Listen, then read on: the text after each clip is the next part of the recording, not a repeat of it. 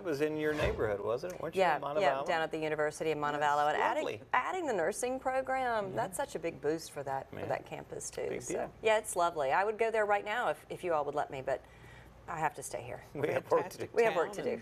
Fantastic university, too. Really cool out there at the University of Montevallo. We're starting out with nice weather this morning. Not particularly cool, but not too bad. Dry in Hoover. That was the view from the Hyatt Regency Hotel at the Galleria. No rain across the state this morning. We are dry. Temperatures sitting in the 60s and 70s this morning. 71 in Birmingham and Coleman, 72 in Tuscaloosa, 67 in Alex City and Clanton, 65 in Asheville, 64 in Jasper. Dew points are starting to trend down from east to west. So right now, West Alabama still has those dew points in the upper 60s, mainly low 60s from I-65, and points to the east. And through the rest of the day, those dew points will slowly but surely trend down as that drier air pushes in from Georgia. So those dew points actually trending down into the 50s by this afternoon. That's good news because it will be a warm day. Temperatures up in the upper 80s and low 90s, but with those dew points dropping, the heat index will not be a factor today. It's going to feel like the actual air temperature outside. By lunchtime, temperatures are in the 80s, upper 80s and low 90s this afternoon. Better chance to see a couple of 90s over West Alabama.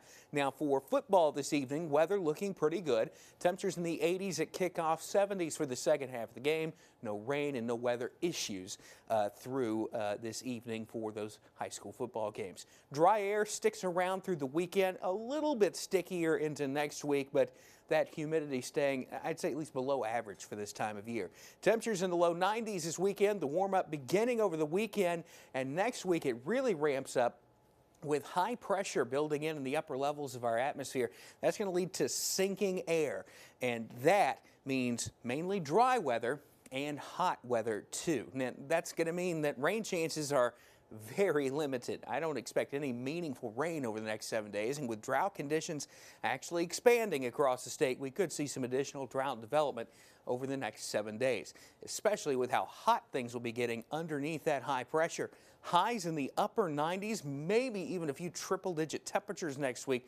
I think a pretty good bet we see at least a heat index in the low 100s Tuesday, Wednesday, and Thursday. So the heat is on next week. We had the nice break from the heat and humidity this week. It is back with a vengeance for the middle of next week. Kristen. All right.